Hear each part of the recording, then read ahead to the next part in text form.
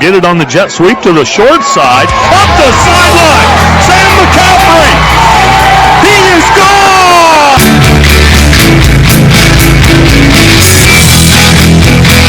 Intercepted. It is intercepted by the Tigers.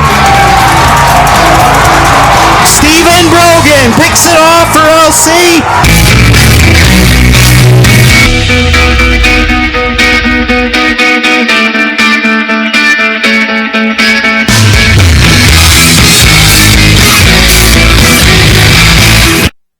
Welcome back to the Black Swamp Football Podcast presented by the Gherkin Company. Is going to get ready for the final month of the season as we head into Week 7 here, along with Tory Strock. I am Lynn Groll. Glad to have you back. It's good to be back, Lynn. Couple things. Thanks to Sean Weimer. Yep, old teammate of yours, right? Yes, teammate of mine. He was class of 92, along with Normie Zeider and Kerry Crew and those guys, and that was the logo we had my senior year, too. So thank you, Sean, for that. He said, I got tired of just seeing the Southview helmet every week. Southview. We have a little St. Henry helmet up there with some stickers on there. Decals courtesy of Coach Whirling earlier this summer. Yeah. And Steve Hardy gave us this a year ago. We have an LC helmet. We have plenty of room here. Yep. So if you have access to a team's helmet that we cover, we're glad to put them out here. We can make room, and if we have to, we can always have Glenn Badenhop put a shelf up. He would do it. I mean, the power tools are over there now, but he's got plenty of power tools out here. I'll say something to Coach Swery. He's got to get on the ball because I know he listens and he pays attention to our stuff. And now I could easily get my hands on a Napoleon helmet, but it needs to come from Coach Swery. And speaking of Napoleon, I wore this on purpose tonight. The Wildcats are hot, Lynn. It's homecoming week in the River City, so things are looking good in Napoleon. So it's a great time of year. A lot of homecoming games. I think PH's is this week. Napoleon's is.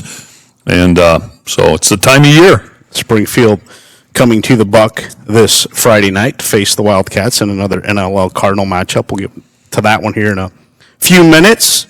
But on to the final month of the season. Can we start thinking about playoffs, Coach? Is this a time when coaches start looking at the seedings and maybe the projections and where you can possibly be come Week 11? Or when did it, as a coach, start looking at the playoff picture? Or did you not even care about that? No, I did, and I would start about Week 4 or 5, Lynn, to be honest. Okay. Yeah, and it was so much more delicate back then, with only 8 teams. I can't imagine 16, and I still honestly can't imagine 12. Right. And so I've been looking, a lot of the thing that's hardest to tell now is 1 through 8 was always pretty easy. Nobody got a bye, so that you kind of had a good idea who you might draw. Now it's kind of a crapshoot. If you look at like the chances that say Napoleon in Division 4, Region 14 or whatever it is. If you look at who they could possibly play, I mean, it's like this team, 7%, 6%. It's nothing cut and dried yet. Nothing. And going to be interesting to follow the Liberty Benton Eagles. Could they go 10-0 and not host Week 11? Yeah, it could. Patrick Henry right now. Yeah. They have to start winning some games. Yeah. Their schedule has not been all that tough, and the teams they've beat have not gotten them a lot of points. You always think a Columbus Grove team, when you play them, they're going to get you some points. Are not. Columbus Grove is another team that they're going to get their chances the last 3 weeks of the season. There's some others as well as we move into the latter part of the season, but there's some teams kind of on that edge right now where they lose another game. Their path gets a little tougher as the postseason progresses. No, it does. It does. And I think there's a lot of teams in our area that really like where they're sitting, Napoleon being one of them. They're in really good shape. Liberty Center obviously controls their own destiny. But, Patrick Henry, I mean, they've got their big point games coming up. Just had Liberty Center and then Delta Archbold back-to-back. There's 9 wins combined out there. Right. No doubt about that. We were supposed to have Andy Briggle. Full disclosure, I know people are, where's Andy Briggle? He had something pop up here tonight with his station. Obviously, it had a fire there earlier in the year, and the WBNO folks and 96.5 as well. And Andy was not able to be here with us as they're in that rebuilding process of getting 100.9 WBNO back on the air. And one of the wish them the best in that endeavor. Yeah. It's been a quick moving process. They got back on the air pretty quickly after that devastating fire, and thinking about those folks and glad they're back on their feet and in the process of getting back on the airwaves. Yeah, they were pretty determined, I think, from the outset to get that thing back up and running. Right. And anyone who knows Andy Briggle knows he's just one of the good guys in the business. Mm-hmm. Yeah. They don't make him much better than Andy, so we'll get him again next time. We'll try to get him in the playoffs, possibly. If Perfect. Andy is available on a Monday night, hopefully we can get him here on a Monday before he gets into basketball season. Yeah. Basketball season's coming up quickly here. We'll try to get Andy back on before hoop season starts. Yeah, he and Mike Baum, and I wanted to ask him tonight if they're still doing it, but they had a long-running weekly coaches show. No, they haven't done that the last couple of years. They haven't? They have not. No, okay. It's maybe been 3 years. Up at JJ Wins by the Turnpike. Holiday there. City, yeah. Yeah. Yeah, I went like 3 years in a row. I loved going up there, and the folks at JJ Wins would feed you, and of course Mike Baum and Andy Briggle, those two together they're quite a dynamic pair. Yeah. Next Monday we will have former Springfield coach Pat Guicciardo with us. You didn't clear that one with me. You know, Gooch and I were you? Am I going to have to sit in the middle of you two? We were actually pretty good buddies. Okay. We were good buddies. That was awesome. I saw you got him. Kudos to him for coming. He'll be great. I got to say you knew about that. I thought I told you about Gooch coming. You did. You didn't tell me beforehand, but no, I would have signed off on that.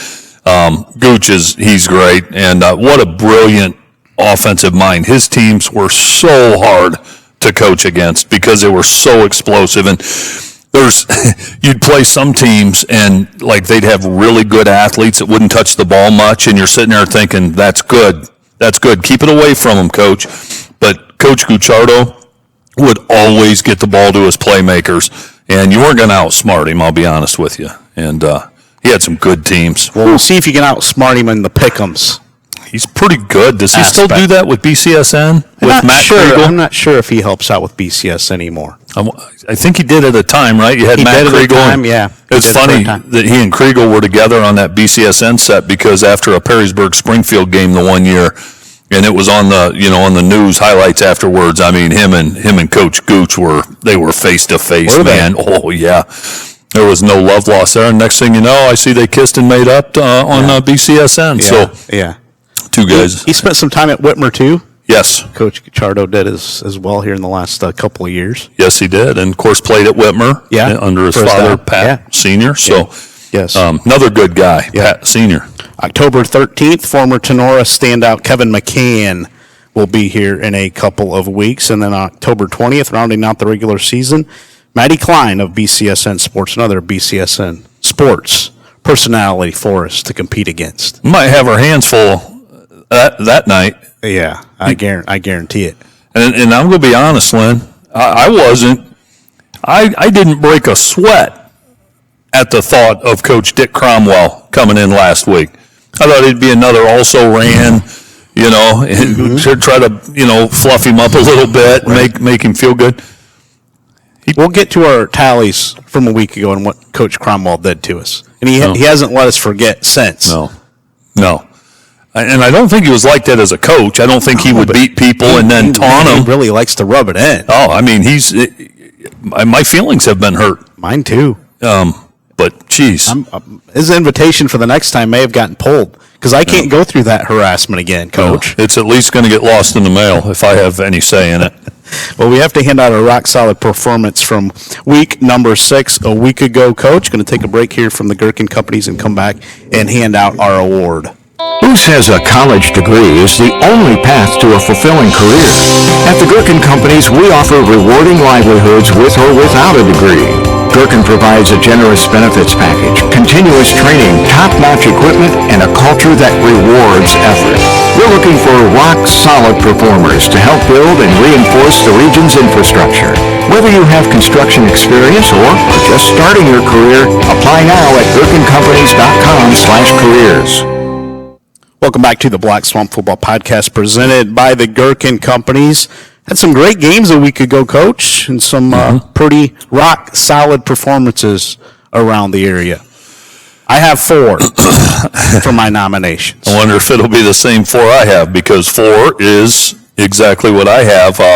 I'll start with my honorable mentions, and then I'll give you my leader in the clubhouse for my 4th pick. But solid, rock solid home victory over Patrick Henry.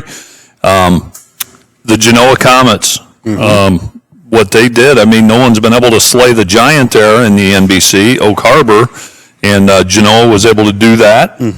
Fort Recovery, my lead pipe lock of the week went down. Fort Recovery beat New Bremen.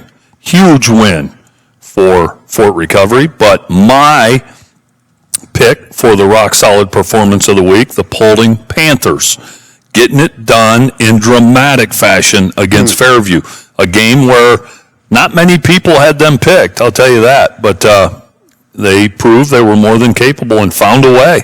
I like Paulding. I like those nominations. I'd also throw in Marion Local in there. I think we always forget about Marion Local and Liberty Center because they always win. But, boy, they're down 19-7, came back and won that one pretty late at home against Versailles. Now, there was some controversy in there that's everyone is well aware of now at this point, I think, on social media. And the Marion Local folks have admitted they got a little help in that one. But they extend their winning streak. It's now at 70. Yep. I mean, you've got to have, you don't win 70 straight and not get a break or two, right? Now, they make most of their own breaks, but they also capitalize, don't they? Sure do. They capitalize. They sure do. Yeah, and I had the other nominations that you had in there as well, but my winner is Paulding with that win over Fairview. That's the one I like, 36-31 over the Apaches. Okay, and here's the thing. Paulding hasn't beaten Fairview many times, and it didn't look like they were going to that night. Yeah. And for them to find a way physically and psychologically. Fairview rallied back, and then Paulding rallied back themselves. Yep, you got to tip your cap to Jim Menzie. Yeah. They got to be in a frenzy over in that community. They have to be. Yeah.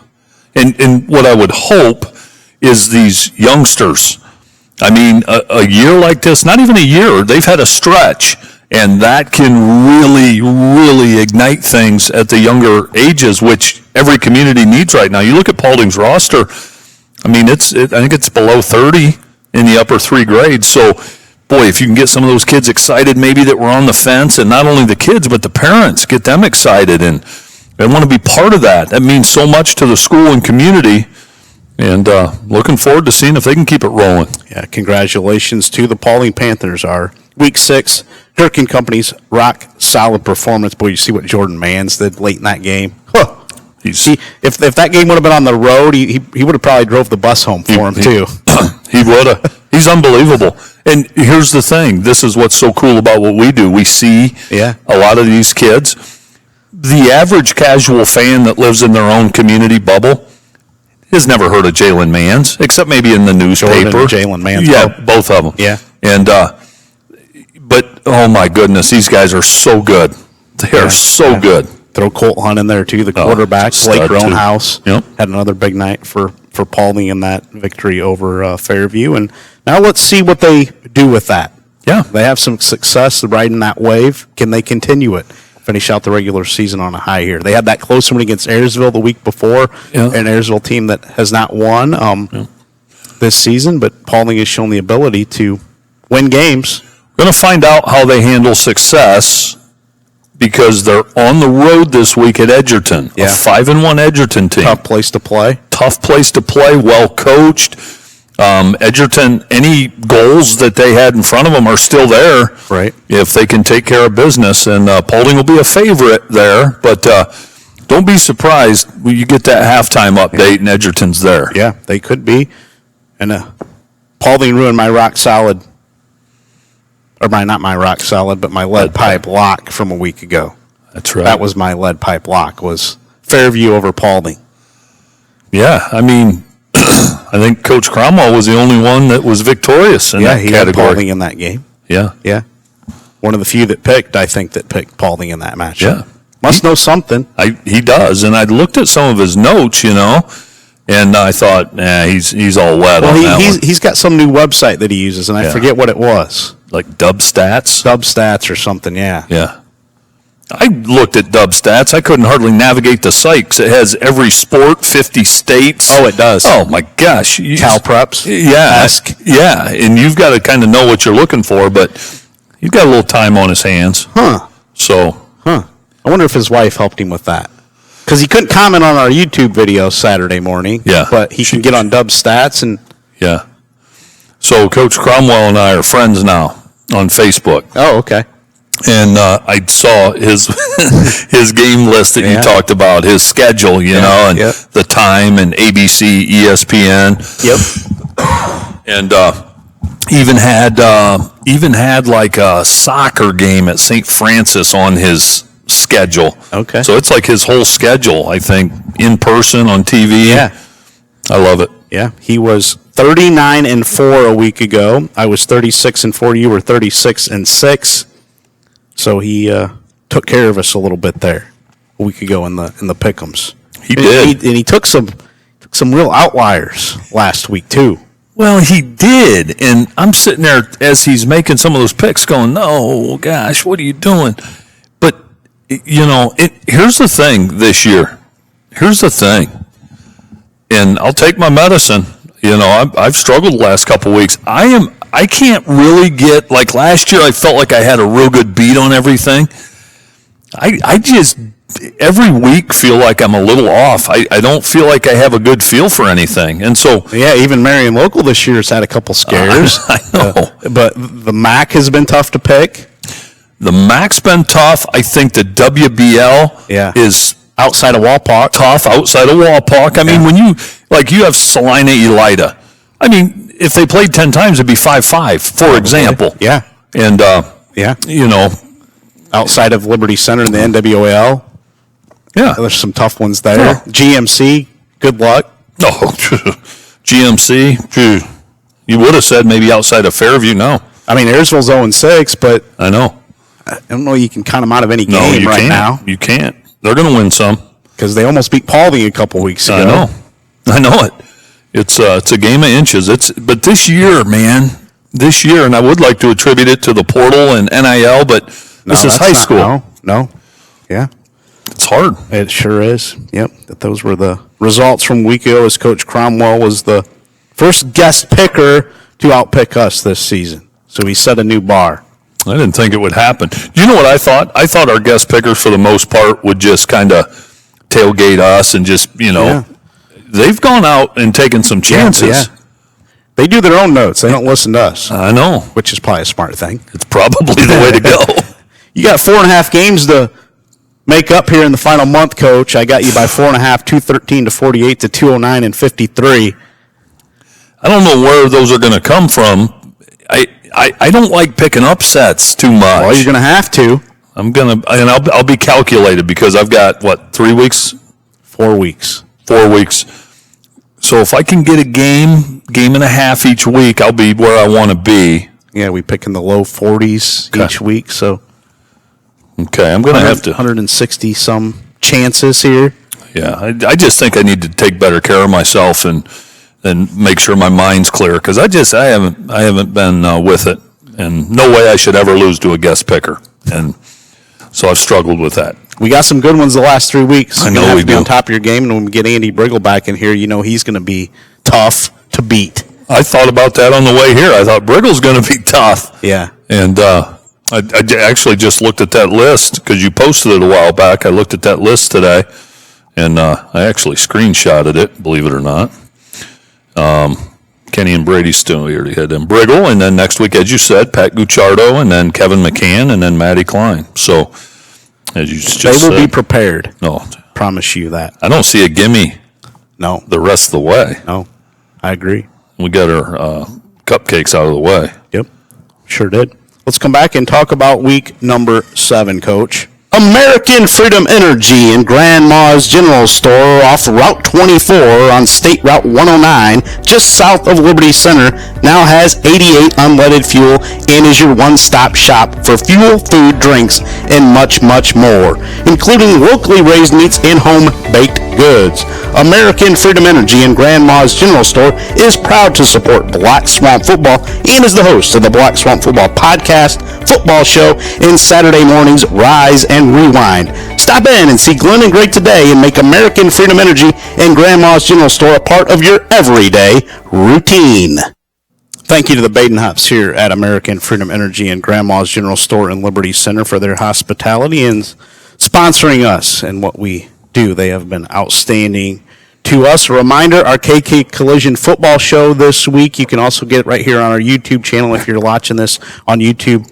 Former St. Henry head coach and Hall of Famer Tim Beckman, a four-time state champion, will join us, and you got to compete against Coach Beckman in your final game, right, at Liberty Center. Yeah, final game of my career, state semifinals, 1992 at Lima Senior Spartan Stadium, and they were formidable, and I knew from the coin toss we had our hands full. They were just built different, looked different, carried themselves different. Their quarterback played middle linebacker, Tommy Hoying, and boy, they were just a complete team. And if we'd have played them 10 times, Lynn, I don't know if we beat them. Really? They got you all 10? They would. If we'd have got them, it would have been like 24-21 maybe. And I hate to say that, but they were just destined to win state. They just were. And it just timing and matchups, right? How many could Bill, we've talked about, how many could Bill have? How many could Rex have? How many could Casey have? It's just timing and matchups. If we'd have played anybody else in most divisions other than St. Henry that year, I might have had a ring, you know? Yeah, looking forward to chatting with Coach Beckman on our KK Collision football show. Next week, we will have our military night with some Columbus Grove folks. Folks, please tune into that one, too. That one is going to be outstanding. Nobody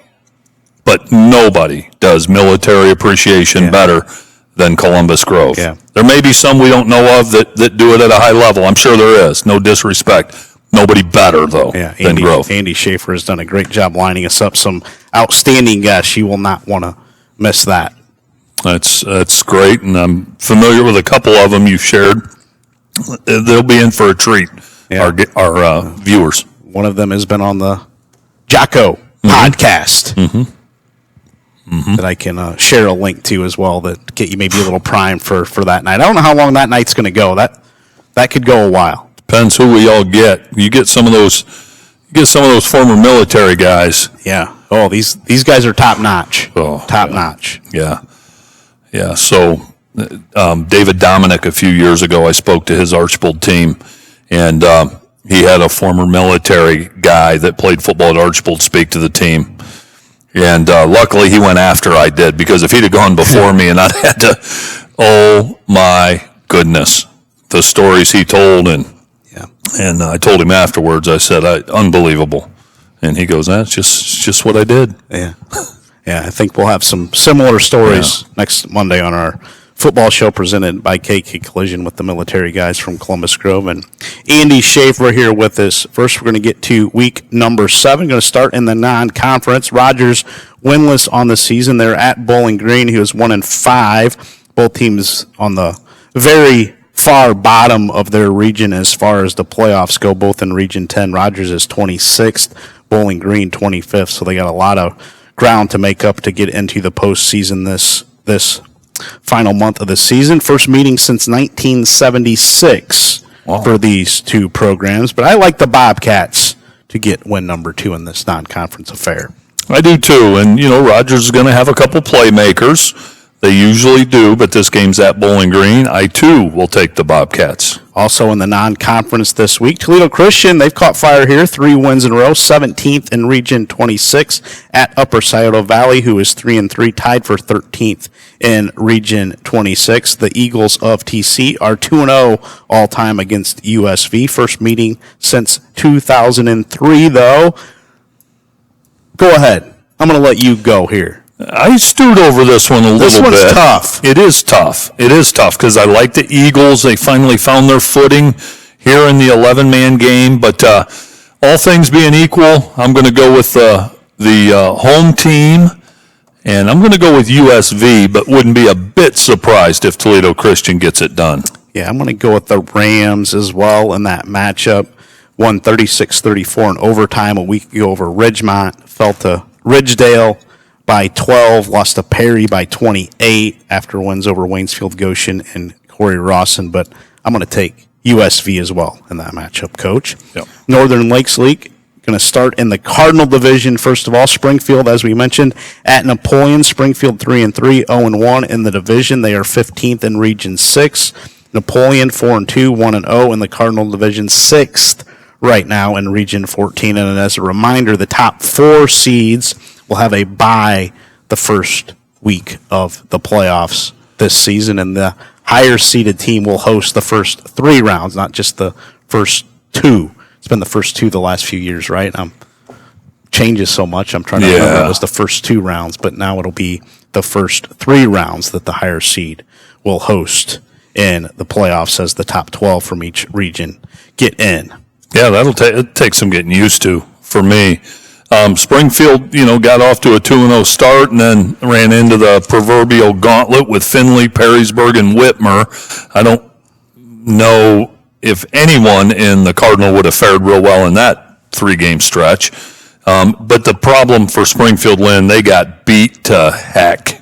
I mean, they lost their star running back, and he's not the only one. I mean, they're the walking wounded there, and that's just too bad because Coach Arredondo had them rolling. And speaking of rolling, Napoleon's rolling. As I've said the last couple of weeks, their schedule is favorable, and Springfield's walking into a homecoming hornet's nest Friday night. Now, they'll hit you. Springfield will hit you, and they've got some guys that can run. It won't be easy, but Napoleon will get it done, especially with Groll and Eggers in the backfield. Give me the Wildcats. I'm going to take the Killer G's, Groll and George, at Napoleon backfield. Hayden's up to 868 yards, 9 TDs. George Eggers, 4 touchdowns, 176 yards as he's recovering from that injury in the preseason. But I like Napoleon with that 2-headed monster they have in the backfield. And you can throw Kelby Parsons in there, too, because he can run it if you need him to. Yes, he can. And then, if you want to stretch the field boundary to boundary, you have Saucer and Sarrigan. They can pick them up and put them down on jet sweeps and things like that. Right. And but I think this game, if Springfield brings their A game, this will be a tight game. I don't think this is a gimme for Napoleon. I would agree. And I think, honestly, Coach Swery would tell you that. Talking to him over the last couple weeks. They're a little more battle-tested, but the injuries and that gauntlet they went through, like you mentioned, has really had an effect on them health-wise for the Blue Devils. Well, it has. And so your Springfield talked about that 3-game stretch, Findlay, Perrysburg, Whitmer, and think of some of the linemen those guys have seen in the trenches. Right. Napoleon doesn't have those linemen. Right. Now, what you love about Eggers and Groll is they're both wrestlers, too. Yep. So the more wrestlers you have on your roster, I just think it makes you a little tougher. So, I agree with you, though, Lynn. Napoleon will have to play, and don't be surprised if the halftime scores, 14-7, something like that. Yeah. We'll see. Springfield got off to a nice start in the Cardinal Division with a win over BG a week ago, 20-14, as now they face Napoleon and then Fremont Ross. Probably the 2 teams that you are looking at right now is the favorites in the Cardinal Division, but the Blue Devils have a chance with a win here in these next 2. If they can win each of these next 2 weeks, boy, would they be in the driver's seat. Yeah, they would be. And when Springfield's good, like with Coach Gucciardo years and stuff, they've got some of the best players in the area. I mean, I coached against some of those Springfield teams. I'm telling you, they are tough. They are physical. They're not just athletic, and they'll knock you upside the head. And I think they'll hit Napoleon Friday. Yeah. Talking about Fremont Ross, they go to Southview this week. Southview just 1-5 and 0-1 in the Cardinal Division. Fremont Ross, their first Cardinal Division matchup after playing Scott a week ago, but the Little Giants 3-3 overall ended a 3-game skid last week by knocking off Scott. Southview has lost 5 straight and scored only 28 points during that stretch. Now that stretch was the NLL Buckeye division gauntlet in there, but they have Fremont Ross coming to town this week. Fremont Ross is a team that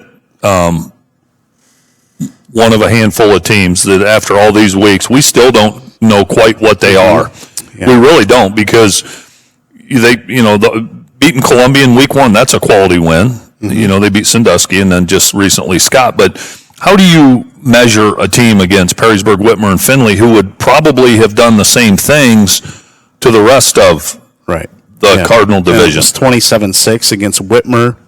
I'd say that's respectable, wouldn't you? Respectable, yeah. Whitmer scored at least 30 in all their other games outside of that one. 30 against Dublin Kaufman, 48 against Southview, 57 against Springfield, and then 45 against Anthony Wayne. They beat Anthony Wayne by 24. Scored 45 against AW. Yes. That tells you something. Fremont Ross held them to 27. Yeah. Yeah, Fremont Ross, they're 3-3, and I think Napoleon's kind of gotten the nod in that division. But, right. And here's the deal, though. If Fremont Ross is a real deal, then they have a chance to prove it. Right. So. Yeah.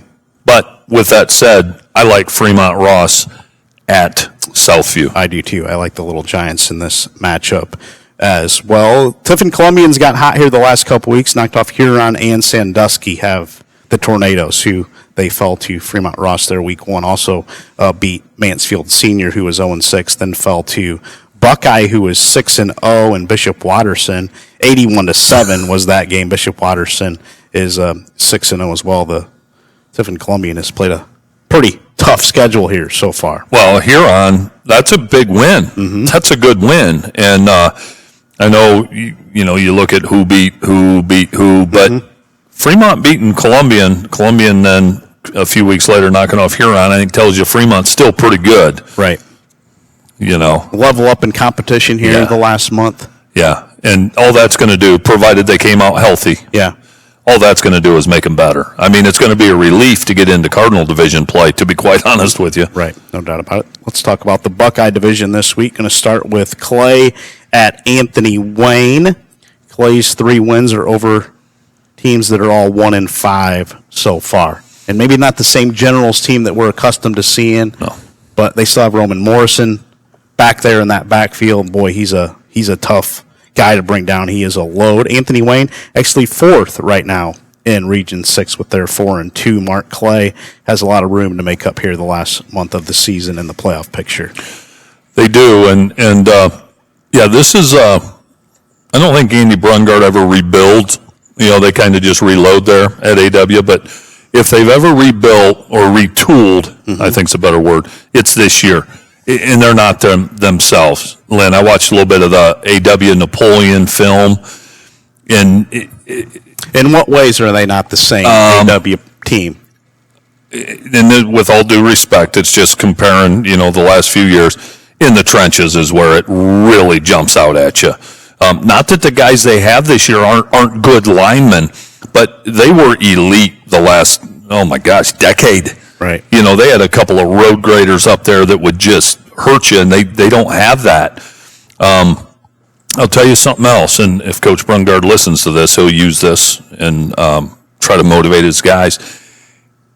Not as physical. They don't have that same edge. They don't have that same edge. They just don't. And that's not an indictment on anybody. I mean, the bar's been set pretty high last decade plus by those guys. It has. And so you don't just see them, running backs looking for somebody to just plow over and stuff. They're just not built the same. They'll get back there, but that's why Clay has a puncher's chance in this game. Now, it's at Schaller Stadium, and that's a big deal, even though it's high school. That's a big deal. Yeah. Clay has a chance, Lynn, I will tell you, but I'm not picking against the Generals at home. They'll find a way, but I think this one's close. I think this will be close. Yeah, I'm going to go with Anthony Wayne as well. I don't know what to make. I guess of either team. We saw Clay, I think in that game against Walpock, they played that great first half, and since then they haven't been the same team, and I thought they would get progressively better as the season has went on since that first 24 minutes where they essentially probably could have had a 10-7 lead on Walpock, and there's not too many teams that can say they should have had a 10-7 lead on Walpock at the half. No. In the last, 5-6 years. No, there's not. And I think part of that, okay, and I could be right or wrong. I'm just my opinion as a former coach. Part of that was the element of surprise, the newness. Teams didn't really have the book on Coach Pennington yet, even though some of his material's out there online and that. And after you get 2, 3, 4, 5 game films now you kind of got a pulse on them. You got a beat on them, and that matters. Right. And so I would be curious to see them now. Okay? So we saw them week 1. Have they evolved? How have they evolved? Or are they just running the exact same sequences of plays that they did, because it's kind of a system they run. Yeah. And some of those systems are pretty rigid, and so I'd like to see them and see where they're at, but I think they have a chance. I'm also curious about Anthony Wayne, because their week 2 win over St. John's is looking better and better and better as the Titans season goes on. That was a 28-24 victory. And then they go to Buckenmeyer Stadium and struggled to knock off Napoleon 7-0 in that matchup. Cam Miller had to make a couple of really big plays for the Generals in that one for them to win. Rolled over Lima Senior, and then 2 weeks ago against Bowling Green, that game was tied 14-14 at the half. Yep. Yeah. So the Napoleon one, that one stings, Napoleon, because you only get so many chances to beat AW, and I know they don't play Perrysburg anymore, but those types of teams. You're going to beat them. You're going to beat them once every so many years. Right. And when you have the chance, you got to take it. Right. And so Napoleon, that one, if they could have it back, they'd do anything. Right. That's one they probably, AW may disagree. That's one Napoleon should have won. And that's kind of motivated them. I'll be honest with you. That one stings them. But AW has found a way, which great programs do. But yeah. It's hard to, I don't know, it's hard to quantify this year, because I saw Napoleon lose the Defiance team that since I know. They beat OG the next week, but everybody's beat OG. And I know. They've lost 4 straight. Lost 4 straight. I know they didn't have George Eggers that night, too. Definitely had him earlier in the season. It's just hard right now to figure out maybe where the NLL is. Yeah, it is. For a lot of them. I think we're going to, the next couple of weeks, we're going to certainly find out, but maybe not, because in the Buckeye, or Cardinal at least, because Napoleon and Fremont don't play till, I think it's the last league game for Napoleon. They wind up with Wade, I think. But, yeah, so the jury's still out, I think. Yeah, I would agree with that. Also in the Buckeye division this week, Findlay is 5-1. They've got on a nice little win streak since losing their opener to a program from Pennsylvania. Now 5-1 are the Trojans. They're at Perrysburg, and maybe the biggest game in our area this week, as far as our area is concerned. Perrysburg also 5-1, 1-0 in the Buckeye division. Findlay is 2nd in Region 2. Perrysburg is 7th in Region 1. Perrysburg is 5-1 against Findlay in the playoff era. Brady Maxwell has been outstanding for the Jackets, 70 of 101, 889 yards, 9 touchdowns while adding 492 rushing yards and 11 scores. Ethan DeVries, 27 catches, 423 yards, and 5 touchdowns for Perrysburg, as both of these teams are hot, and this one's a big one at Steinecker on Friday night. It is, and you talk about what would be a signature win for the Trojans, and something I didn't even look at this week was the Fantastic 50 projection here. Findlay. I've gotten burned by that too much this year, so I stopped looking at it. Yeah, I don't think I forget about it some weeks, and I forgot about it this week, but I don't know what it is this week or this year with this. I thought 2-3 weeks ago it was a sample size being too small, but this has been a little off. Yeah, usually they're about 90% right, it seems like, especially in games that you expect to be pretty close. And yeah, almost always. But they'll have a team, to lose by 31, and the team will win by 20. Yeah. So I don't know, but this week, Fantastic 50 has Findlay 4-point underdog to Perrysburg, and so that's what that is. But we'll see. We're going to find out a lot about Findlay this week. I'm going to go with Perrysburg at home just because it's the safe pick. And I'm not going to put on the full court press yet as far as the picks go because I have a few weeks left. If this were week 10, I may have to, I'm going to need some upsets. I'd probably go with Findlay, but I'm not pressing yet. We're still in the half-court defense. I'm going to make this my lead pipe lock. Perrysburg at home in this matchup. Now, LPL. Now, folks, I know my lead pipe locks have been very iffy this season. Don't get on me because I know folks have here the last few weeks. Yeah, but I'm gonna take Perrysburg for my lead pipe lock. And see, I think lead pipe locks, it's kind of like picking an NFL game. Those guys in the NFL, their record at the end of the year will be like 6-5. With their locks of the week, it's hard to do. Well, you gotta pick a game that's 55% to like a 45% chance of winning. I'd say for that's, each side. Yeah, I would say that's what that is. Pretty close to 50-50. Yeah, that's a good lead pipe lock. I like it.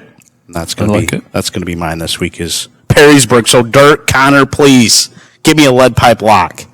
Is it a jinx though? Like could be. Being on that video game cover. Could be, because Stephen Adams and down there in Findlay is using this clip probably this week to get his guys riled up. Feel like that's what happened to me every week this season. Yeah, it's happened to me. And then I have dads bringing lead pipes in here and all kinds of stuff. Yeah.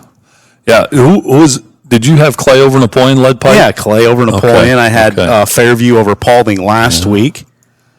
Ooh, yeah. See, I've taken a couple on the chin myself, so I can't say a whole lot, but that's a good one. That's a respectable lead pipe lock. I haven't picked mine yet. Oh, you don't even have it written down? I don't, but it'll jump out. It'll jump out when I get there. I see one that I think I'm going to do. All right. If you allow me to. Okay. Yep. I will. I'll be the judge and jury on that for you. Rounding out the Buckeye division action this week, Whitmer 5-1, 1-0. Third in Region 1 is at Northview, who is 1-5 and 0-1 in the division so far. Whitmer 17-2 against Northview in the playoff era.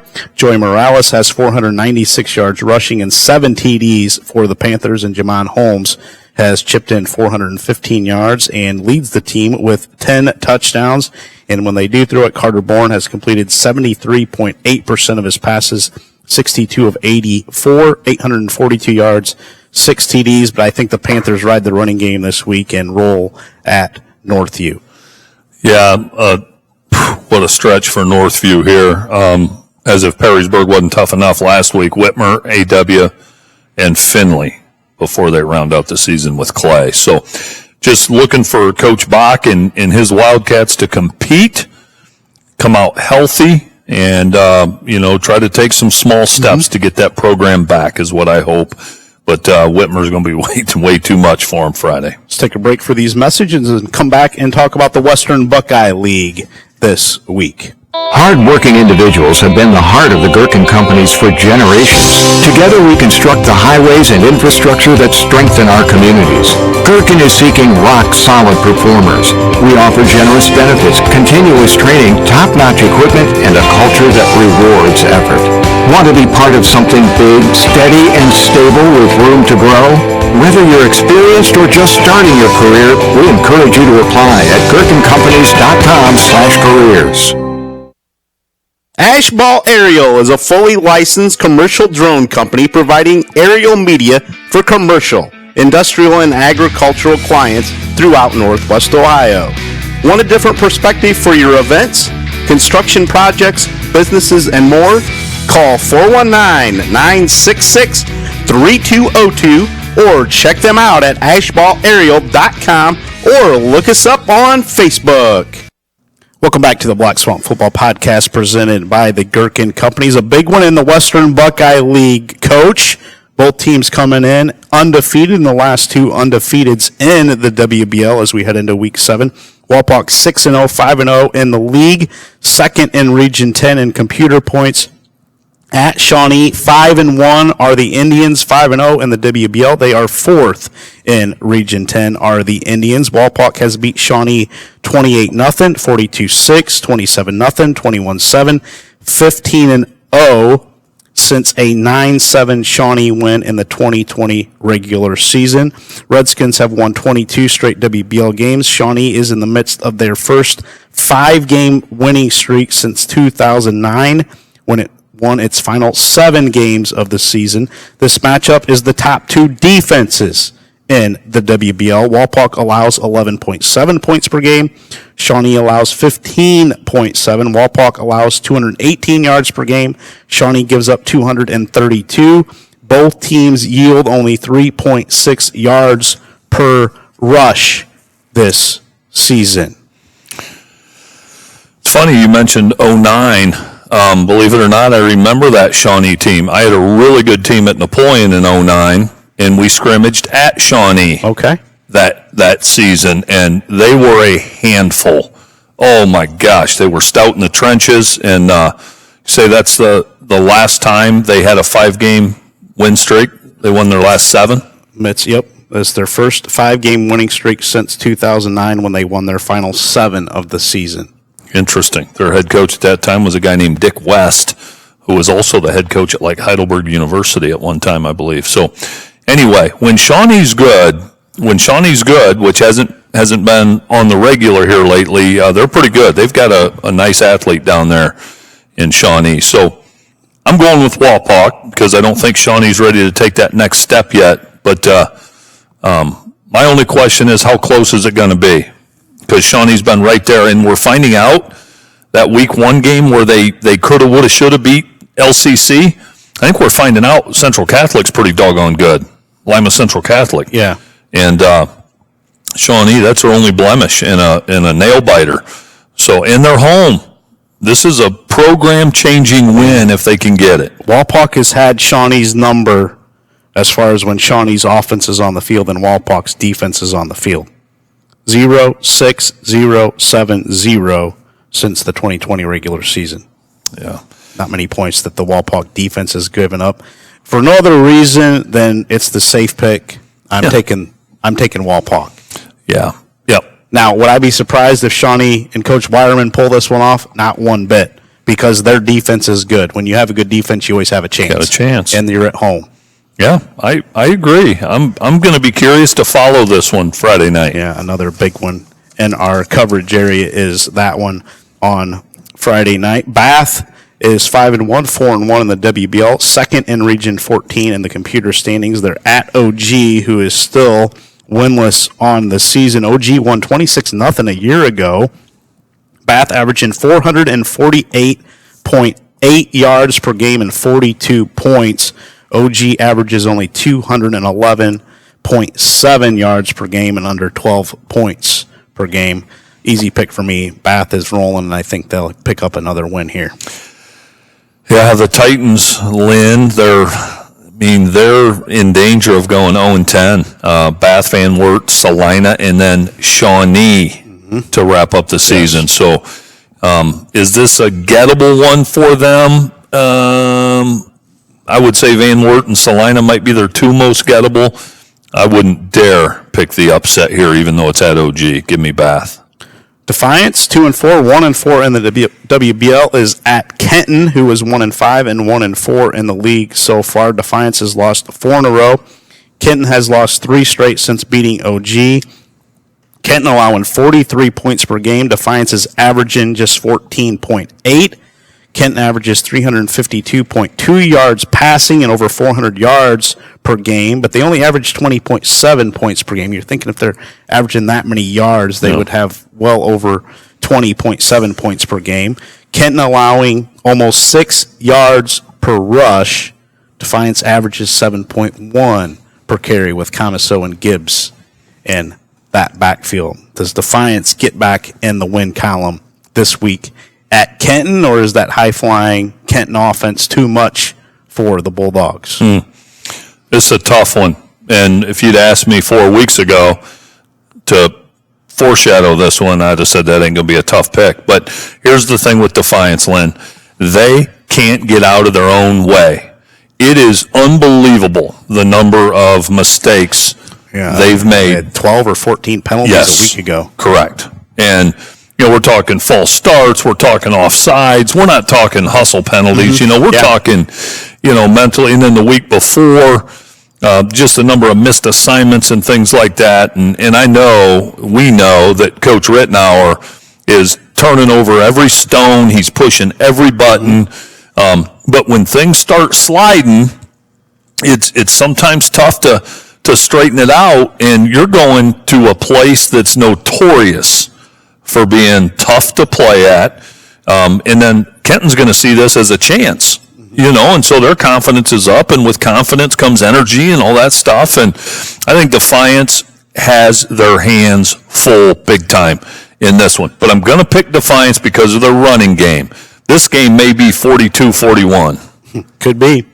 Give me the Bulldogs, though. Yeah, give me the Bulldogs for all those points that you just made.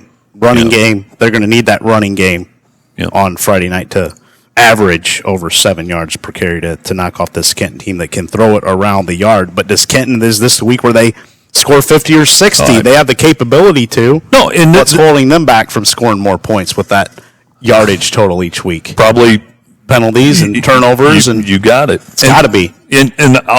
This is the thing that's so delicate about this game right here. If at halftime of our game Friday, Lynn, we get an update and it says Defiance is up 28-7, I won't be surprised. And if we get an update and that score's flipped, I won't be surprised. Yeah, absolutely agree with you. Also in the WBL this week, trying to figure out a Van Wert team that's 500, 3-3, 2-3 in the WBL, 10th in Region 14, or at St. Mary's. The Rough Riders also at the 500 mark overall, and 3-2 in the WBL. 16th in Region 10 is Bo Fry's crew. Van Wert has lost by 7 to Bath, 1 in overtime to Salina, and then scored 28 a week ago against Walpock, which is the most points they've given up in this winning streak that the Redskins are on. 42-28, they lost to Walpock. So Van Wert, they're not far off from being 5-1 right now. But they have to face this Rough Riders team that can run the ball on anybody. Tough pick, one of the tougher ones this week. In WBL, this is a coin flip game, and it's really hard for me to pick against Van Wert here, but I'm just going to go with the home team, and wouldn't be a bit surprised if the Cougars take care of business, but I'm going to go with Coach Fry and the Rough Riders at home. I got St. Mary's too. Caleb Schmidt in that running game will get it done for Coach Fry. Thought maybe you'd go Van Wert this week. I just don't trust them. Oh. Well, I do, but I don't.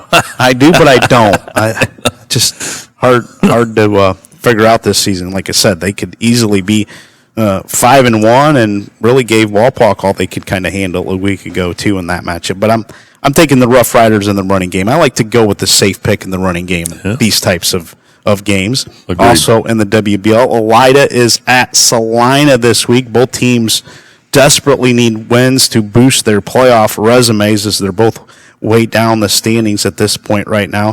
Elida had lost by 5 to Van Wert and 3 to Shawnee before falling 42-17 to Bath last week.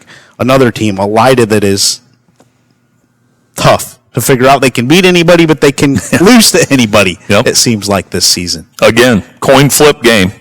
Coin flip game, fantastic 50 has Salina as a favorite, albeit 4 points, but they like Salina. Again, you don't know which team you're going to get some weeks in the WBL, but I'm going to go with the road team in this one and maybe go out on a limb. I'm going to go with Elida. I'm going with Elida too in that matchup. See, I know you pretty well, but the last two, I would have been wrong. I thought you'd have gone the other way on both of them. No, can't do it.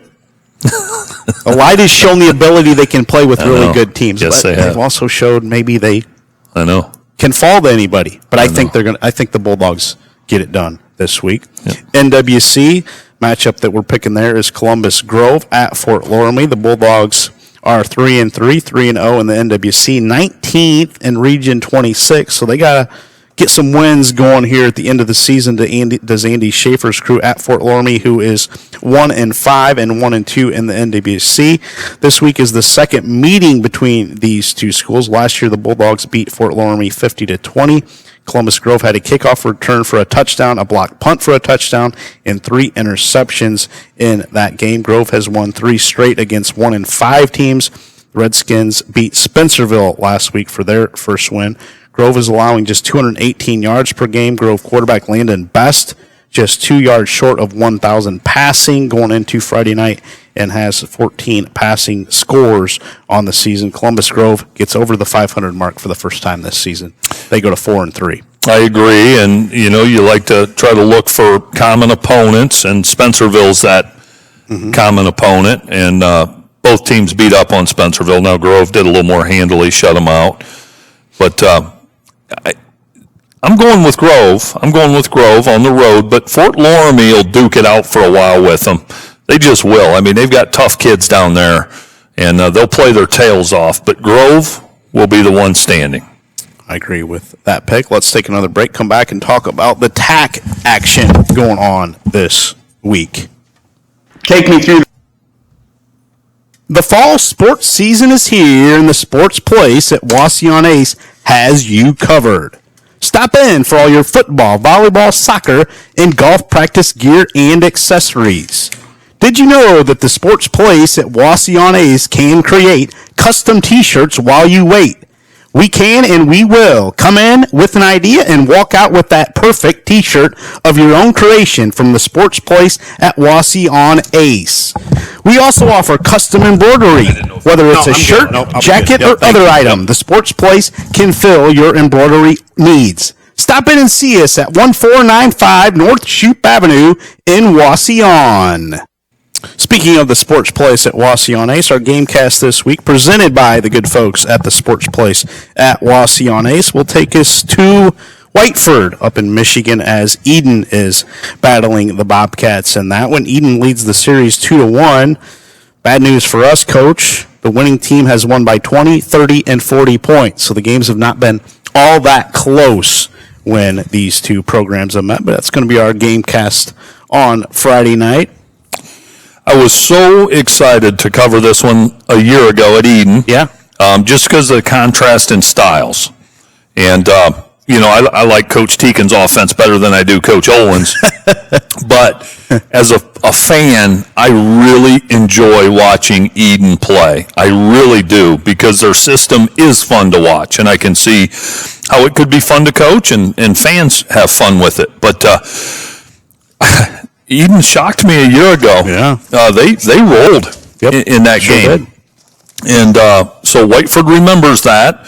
And, of course, we know Coach Teakin very well. Mm-hmm. So looking forward to going to Ottawa Lake. But in a beautiful setting there where their stadium is, back in the woods. Yes. And I looked at some pictures, Lynn. I wanted to check out the press box. Beautiful. Yeah, 2 decks. Beautiful 2 decks. And looking forward to that. Can Whiteford slow down the Eden offense, and can Eden stop that potent rushing attack of Whiteford? The Eden defense showed up a year ago in that game, man. Yeah. They really bowed up in some short yardage situations. It's a younger Whiteford team a year ago that Coach Teakin had. A lot of sophomores that played in that game, but a year older and more experienced.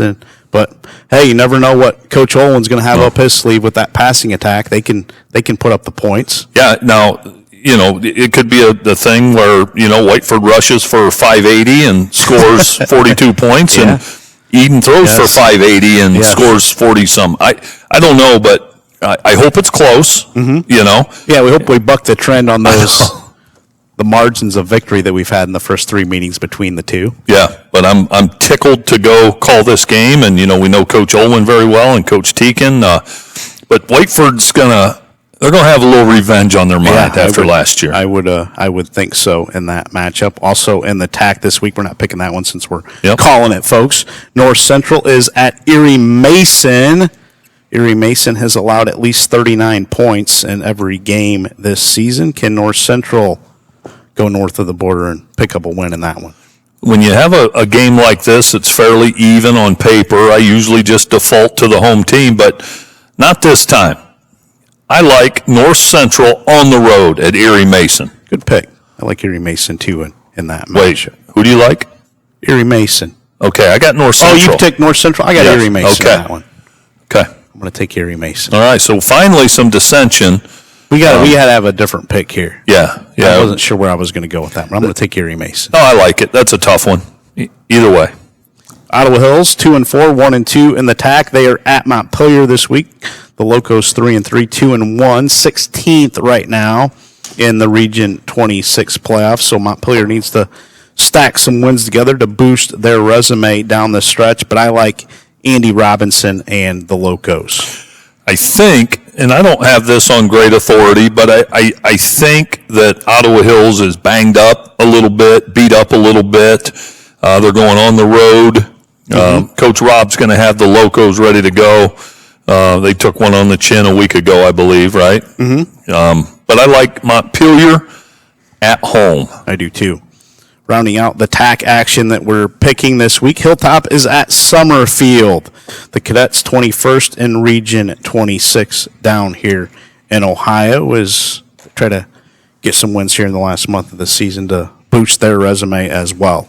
Yeah, I'm going to go with the home team this time. And again, I think the North Central Erie Mason Hilltop Summerfield games are fairly even, to be honest. And I even looked at some Max Preps things today because you can't find Erie Mason, Summerfield on Fantastic 50 because they're Michigan. But trying to find some, commonalities and maybe compare some notes. It's really, nothing really makes sense as far as common opponents and things. I'm going with Summerfield at home. Okay. All right. I was leaning Summerfield. Feel like I could pick up a game. Now I'm going to stick with Summerfield. I'm going to stay with it here. I think it's a tough one. Yeah, it's a tough one. Wouldn't be a bit surprised if Hilltop gets just it done. Because they're at home so far. Yeah. I'm going to go with the home team in that matchup. I usually don't care about who's at home, but in this one I'm going to go with the home team in Summerfield. Catholic High School League, Central Catholic is at St. John's Jesuit this week. Central Catholic 13th right now in Region 10 are the Irish. St. John's 6th in Region 6. Irish have won the last 10 against St. John's in the playoff era. Central leads this series 32-23-1. But the Titans have won 3 in a row. They're playing better football for Coach Joe Horn. Do they have a chance at home in this matchup against Coach Dempsey and crew? Here's what I'll say. They need the breaks to go their way early. Okay, maybe get a turnover, maybe have a big special teams play, maybe a fumble scoop, something to feel good about. And then I think they can hang in there. Now, I find it interesting that Fantastic 50 likes Central by 30. 30, okay. If you want to compare scores, they both played Brother Rice. Central beat Brother Rice 28-14, and St. John's knocked them off a week ago 24-17. That doesn't lend logic to a 30-point spread. No, yes, exactly what I was thinking there. Closer than that, but I got Central Catholic. Yeah, I do too. I like Central 35-14, 28-14. Yeah. But boy, for Joe Horn and his guys, it's a good time to be playing Central. Mm-hmm. We know they're better than their record, but they're human. Mm-hmm. They're human. And St. John's is at home. Can they be there at the end of the third? If they can, then look out, because that confidence is going to just be overflowing. And I'd love to see a close ball game here, but I'm going to go with Central. Yeah, I think they're 2-3 score victor in this matchup, but I wouldn't be surprised if it's close into the fourth quarter. Yeah, I would agree. Central's talent takes over late in that matchup if it is a close game. Lumen Christi is at St. Francis this week. The Knights 4-2, 1-0 in the Catholic High School League, the division that they're in. 10th in Region 6 are the Knights. I think they pick up another win this week over Lumen Christi.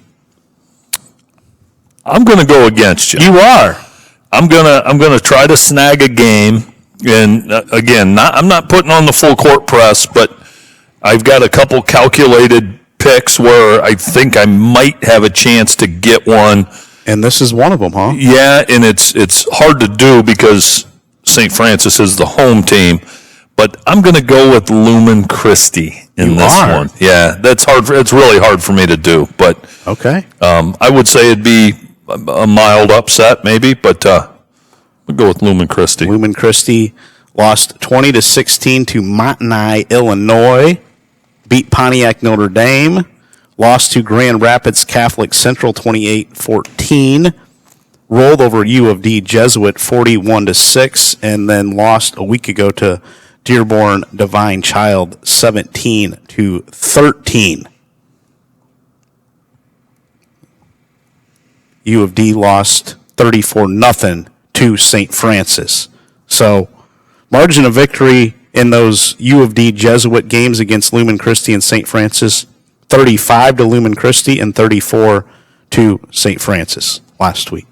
If you want to compare scores, pretty darn close. Pretty darn close. If you want to look at that matchup. I think this is a tight one. St. Francis probably a favorite, at home maybe. Yeah, I would say. Yeah. I gotta make up a game here. Okay. NWCC North Baltimore 6-0, 5-0 in the conference. They are third in the Region 26 computer rankings, or at Ridgedale, who is right at the 500 mark. But the Tigers and Coach Bishop, they're going to add another victory. They're going to go to 7-0. No doubt in my mind, the Fighting Tigers, they are rolling. They have the mojo going. I think the Blade even had a little story on them. I love seeing those kids get coverage. North Baltimore's had their lean years, that's for sure. And love seeing the orange and black roll, North Baltimore. Okay. Northern 8 action. You will pick these. I will not. St. Joseph Central Catholic coming off that big win over Sandusky St. Mary's Central Catholic a week ago at Stryker is St. Joseph CC on Saturday. The home of Todd Drewsbach, St. Joseph Central Catholic, the Crimson Streaks. Give me the Crimson Streaks on the road at Stryker. Okay. Other Northern 8-man game this week. Cardinal Stritch, winless on the season at Holgate. Coming into hostile territory when you venture to Henry County. Give me the Holgate Tigers. Okay. Now those picks this week, watch me miss one, but not as tough as the last couple weeks. I haven't had a good feel on the Northern 8. I feel good this week though. Well, all you have to do is come to me. I'm the commissioner. I know, but I give you some info. I know, but I don't want to. Oh, you want to get your own info? Yes. Okay. All right. Good with that. I'm good with that. We're going to come back and we will talk about the MAC around this area coming up on Friday night. The Swanton Welding Company proudly supports our local student athletes and coaches. We're committed to being your local steel fabrication company in Northwest Ohio and building projects across the country. For job opportunities at the Swanton Welding Company, visit www.swantonweld.com or visit them at 407 Zider Way in Swanton. High school seniors, uncertain that college is right for you? Concerned about the cost of higher education? At the Gherkin Companies, we offer rewarding livelihoods even without a degree. That's a good living straight out of high school with no tuition debt. Starting pay between recent college grads and those with high school diplomas is closer than you might think. So if you enjoy teamwork, working outdoors, and being part of something meaningful, consider your options at GherkinCompanies.com/careers. Welcome back to the Black Swamp Football Podcast presented by the Gherkin Companies. All right, let's transition over to the MAC this week. Marion Local fresh off of that 70th straight win in dramatic fashion over Versailles last week. The Flyers now 6-0, 4-0 in the MAC. They are first in Region 28 at Fort Recovery. And the new look Indians with Wes winning and running the show there in Fort Recovery. The Indians 4-2, 2-2 in the MAC, 10th in Region 28. Marion Local has the top MAC passing attack with 1,040 yards, 14 TDs through the air, and the top overall offense with 329.3 yards per game, along with scoring 43.5. Marion Local beat Fort Recovery twice last year. Nobody wanted to step up and play Marion Local in the playoffs, so Fort Recovery said, all right, we'll play again, 62-0 and 68-0. Indians have not scored against the Flyers since a 23-14 loss in 2020. Since, Marion Local has outscored the Indians 30-0, 47-0, 49-0, 62-0, and 68-0. Flyers allowing just 2.6 yards per rush and 70.5 yards passing per game. 142.2 yards is all that Tim Goodwin's crew is allowing this season. Marion Local quarterback Brennan Hess, 56 of 80, 1,011 yards, 14 touchdowns on the season. But a Fort Recovery team that's different under Wes Winning. Can they at least make this game competitive on Friday night at home against the vaunted Flyers? Well, they have them at home. That's a positive. You know, Lynn, we were talking about Fantastic 50 this year. So Marion Local beats Versailles 20-19 last week in a nail biter. Marion Local was picked to win by 32 in that one. They're Similar to the St. Henry game? Similar, yes. St. Henry picked to win by 30, and that was 21-14. How many they picked to win by this week, according to Fantastic 50? 30 at Fort Recovery. I, however, don't think Fort Recovery can close the gap the way Versailles and St. Henry did.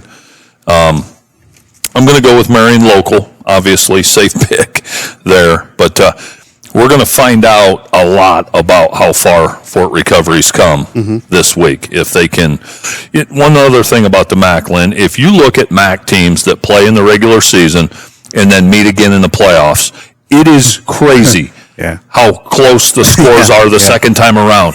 I've never seen a league like it. If a team wins 35-7 during the season, it's like 35-6 in the playoffs. So my question is, if Marion Local and Versailles met again, could it be that close again? Probably. You know?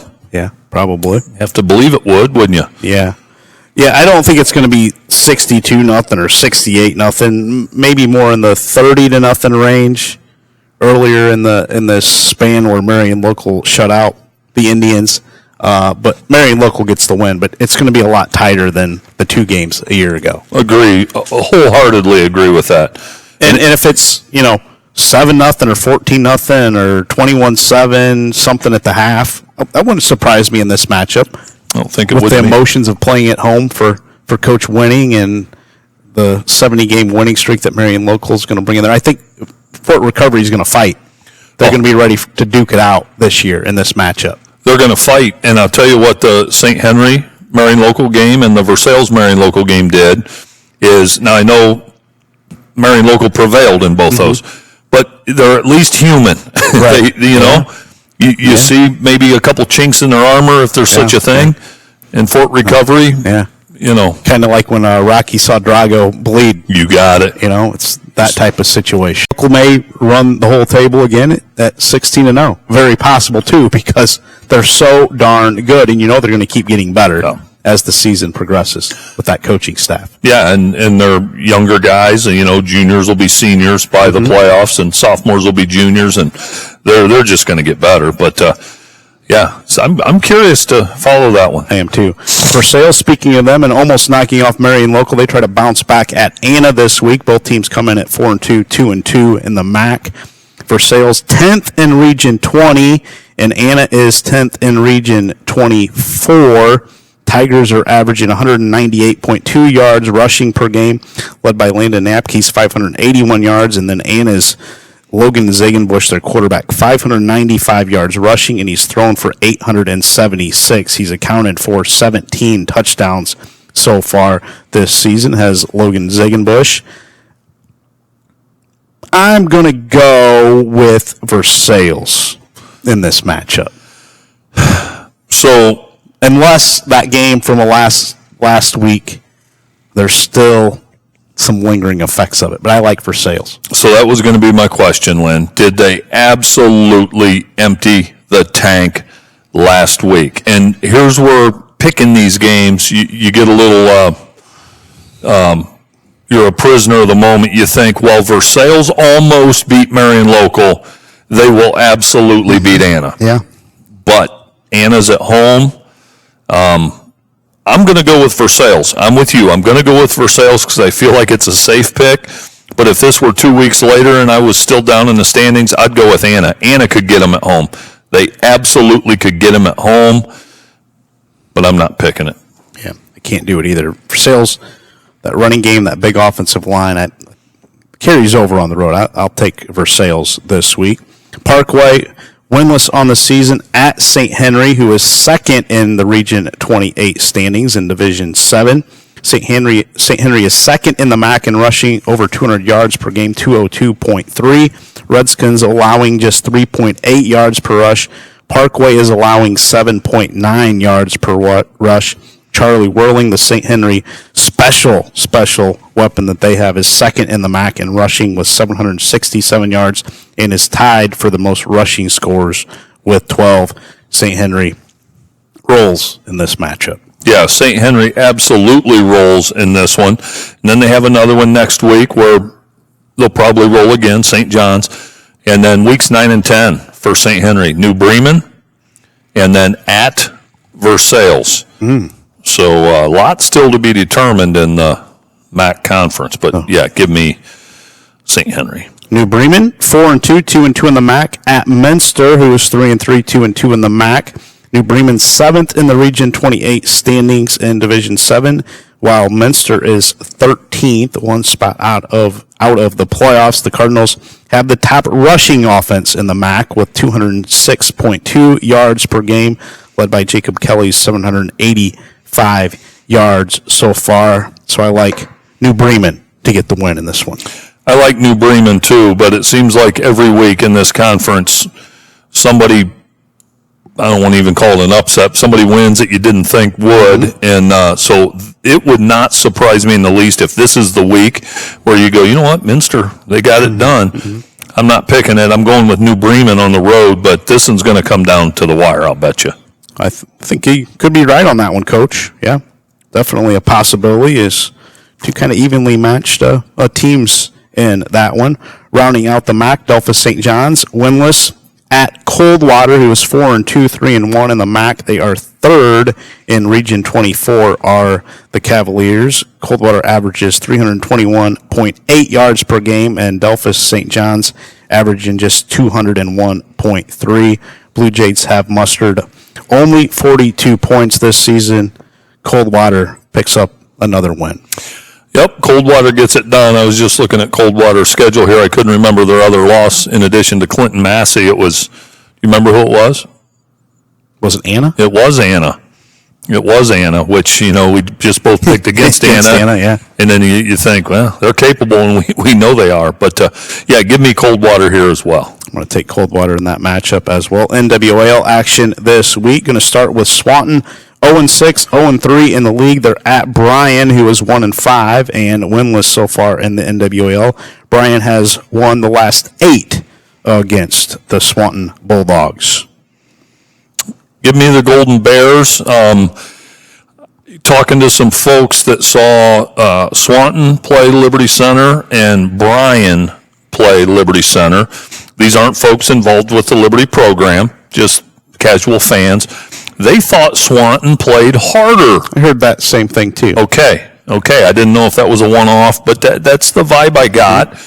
And so what's that going to mean this week? I don't know, but I think the Bulldogs will play hard. You know, the Bears will play hard because both teams, I think, feel like they have a chance. But Bryan at home, I just think Swanton has further to go as a program to get back to respectability. So give me Bryan. Yeah, I'm going to take Bryan too. I agree with everything you said. I think they have just some more talent. Than what Swanton does on the football field this season, albeit maybe on the young side. But Bryan has some classes coming up. They have a chance to keep improving.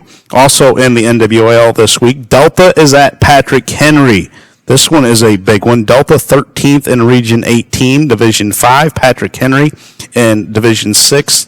They are 11th in Region 22.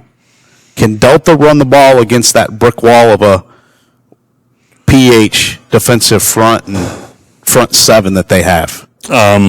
So I'm a Delta fan of Coach Vickers and Nagel and Vincent Martinez and Emmerich Freese at quarterback. I like this Panther team.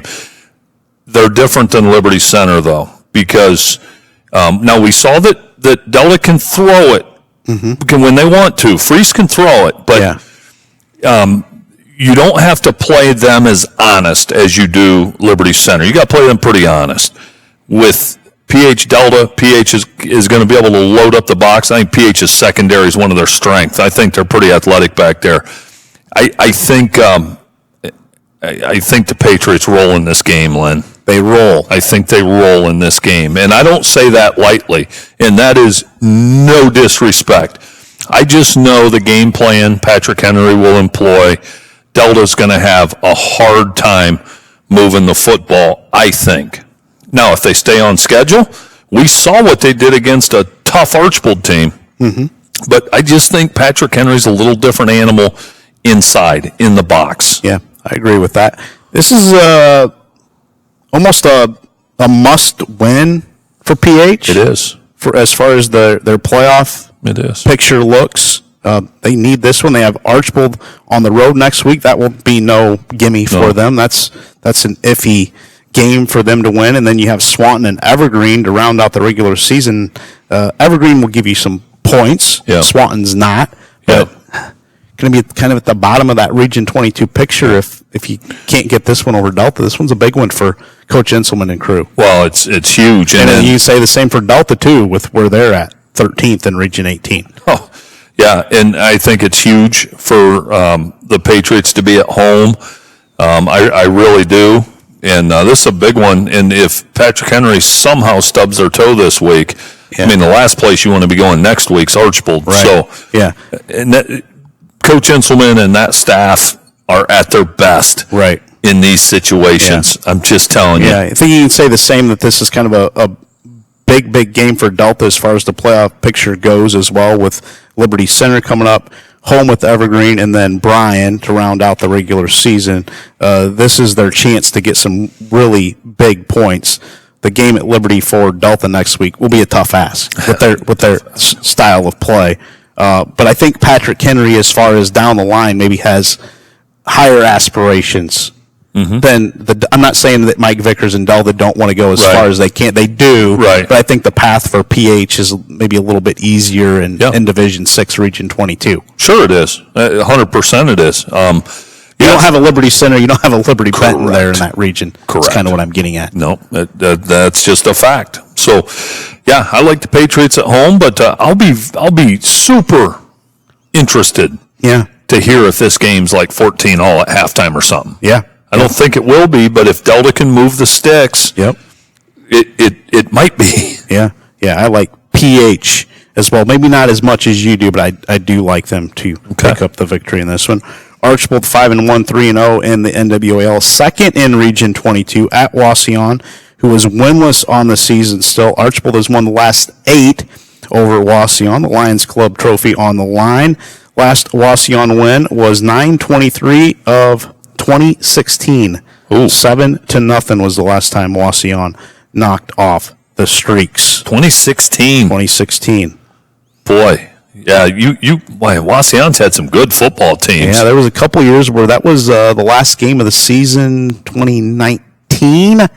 I'm thinking that game came down to the Week 10 for the NWL Championship, and Archbold absolutely went into Wauseon and rolled them.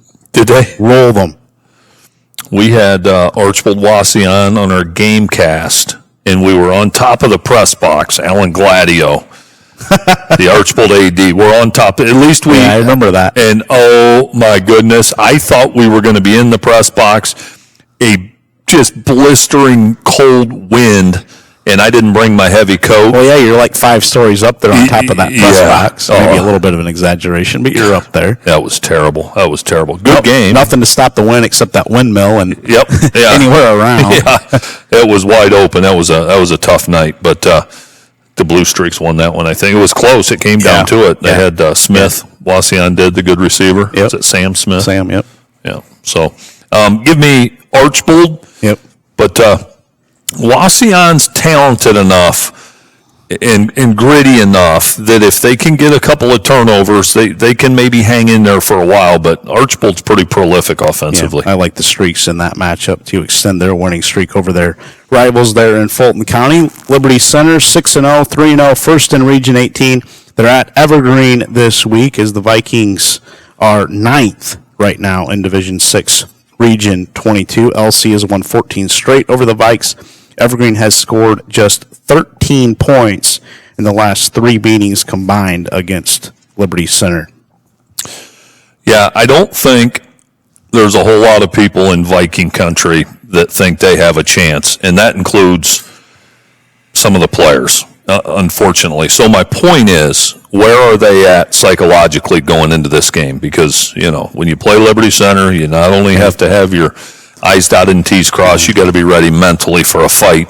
And kind of say that with everybody that's facing Liberty Center these days. You can. They've got a psychological advantage, too, I'll tell you that. But I like the Tigers to take their running game and defense on the road and just roll. I do, too. I agree with that. Season's going to come down, I think, to Week 10, that game in Archbold. Mm-hmm. That one's at Archbold? At Archbold this year.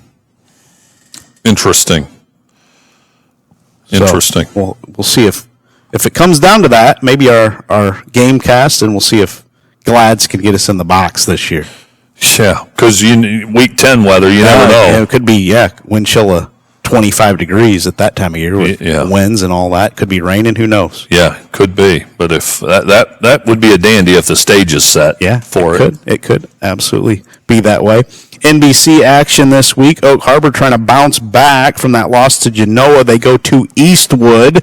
And you know who Eastwood has back, right, Coach? Drew Ludhart back at quarterback for the Eagles, who are 5-1. Their only loss was to Liberty Center, just down the road from our studio here. Eastwood 9th in Region 18.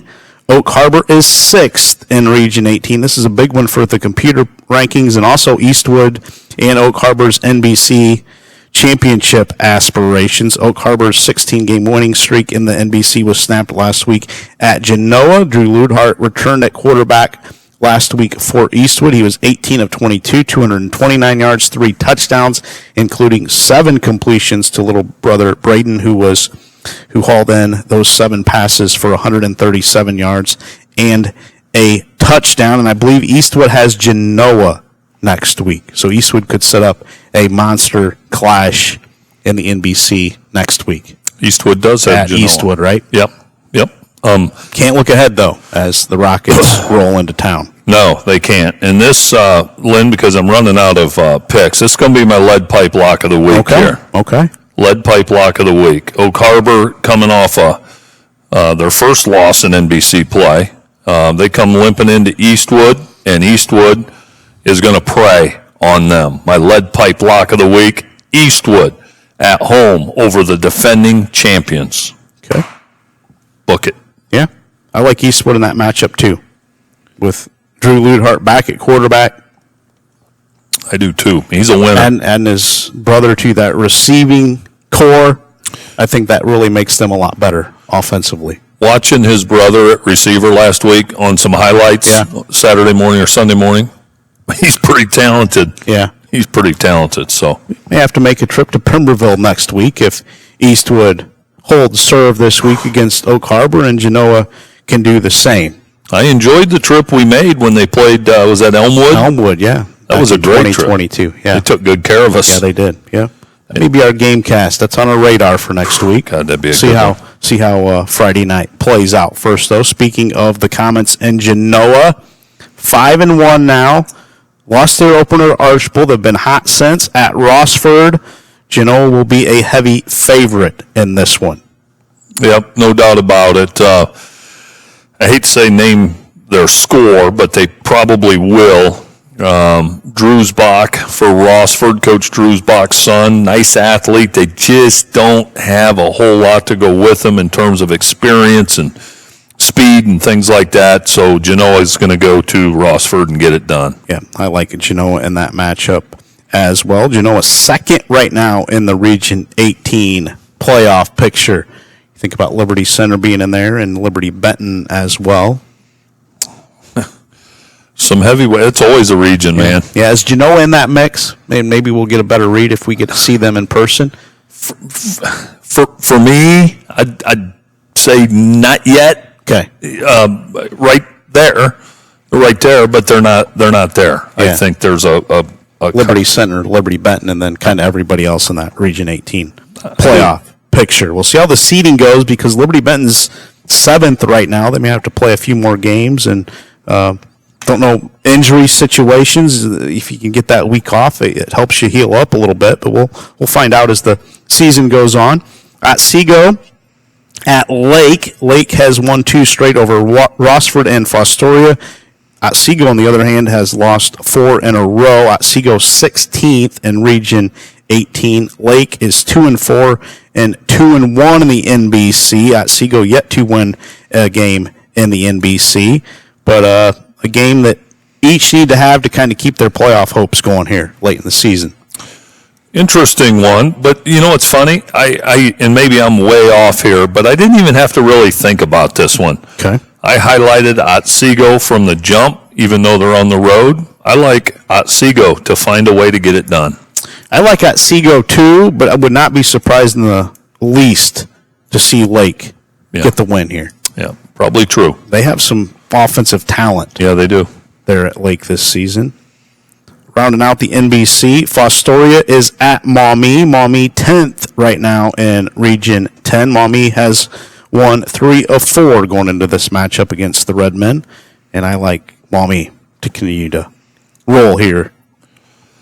Yeah, if ever there was a sure thing, it is this one. Maumee rolls at home. I agree with that. I'll take Maumee as well. Going to come back after our final break and talk about the BBC and the GMC to round out week number 7. High school seniors, uncertain that college is right for you? Concerned about the cost of higher education? At the Gherkin Companies, we offer rewarding livelihoods even without a degree. That's a good living straight out of high school with no tuition debt. Starting pay between recent college grads and those with high school diplomas is closer than you might think. So if you enjoy teamwork, working outdoors, and being part of something meaningful, consider your options at GherkinCompanies.com/careers. KK Collision is a leader in the auto repair industry that has been servicing Northwest Ohio's auto needs for over 27 years. We offer a fast and reliable repair option that stands above the competition. When your vehicle enters our facility, you can be assured that you have chosen the most technologically advanced repair facility in the area. KK Collision is an automotive body and mechanical shop, as well as both a light and heavy-duty towing service located in Liberty Center. Our towing services cover Northwest Ohio and the surrounding area 24 hours a day. Are you in need of a repair estimate? Visit us anytime during business hours for a free estimate at T556 Ohio 109 on the north side of Liberty Center, or call 888-533-7801 or visit our website at kkcollision.com. Welcome back to the Black Swamp Football Podcast presented by the Gherkin Company. Stay right here on our YouTube channel if you're watching our YouTube channel, and you can watch our KK Collision football show this week with former St. Henry head coach Tim Beckman, a Hall of Famer and a 4-time state champion. Looking forward to visiting with Coach Beckman here in week number 7. Move it to the BBC, Coach. Liberty Benton still perfect on the season, giving up 25 points and 604 yards overall. They're at Pandora Gilboa. LB 7th in Region 18. Pandora Gilboa 4-2, 3-1 in the BBC. 6th in Division 7, Region 26. Go through Liberty Benton's schedule. Knocked off 0-6 Ottawa Glandorf. a Columbus Grove team that's 3-3, Macomb 3-3, Riverdale who's 0-6, Elmwood 0-6, rolled over Arlington who was 4-2 a week ago. Do you have some concerns with Liberty Benton? You've seen them in person, but the schedule that they played, has it prepared them to make a run in Region 18 with some of the teams that are out there, most notably Liberty Center? The only reason I would say they're fine, even with the schedule, is because of their experience. I think that Barbara and those guys, the Elkerts, they can flip that switch. They don't even have to flip the switch. They've had the switch flipped. They've running clocked everybody. Ottawa Glandorf, you think that's going to be a tough game when you schedule it. Yeah, 3-4 years ago whenever they scheduled it. Yeah, and I think Columbus Grove prepares you year in and year out. Grove prepares you. Arlington is solid. They rolled them. These next 2 weeks, these are their point games. These are their point games. And Pandora Gilboa on the road, I think the question was asked a couple weeks ago, will they running clock everybody?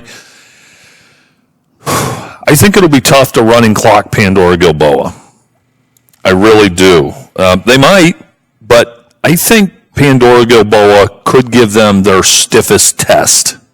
I really do. Now, I know Lipsick's looming next week, but I look for the Rockets to trade punches with Liberty Benton. In the end, they're not going to have enough firepower, but Liberty Benton takes care of business, but it ain't going to be easy early on, guaranteed. Rockets average 324.7 yards per game. They've thrown for 1,136 yards. LB has 10 interceptions, so be careful when you put it in the air.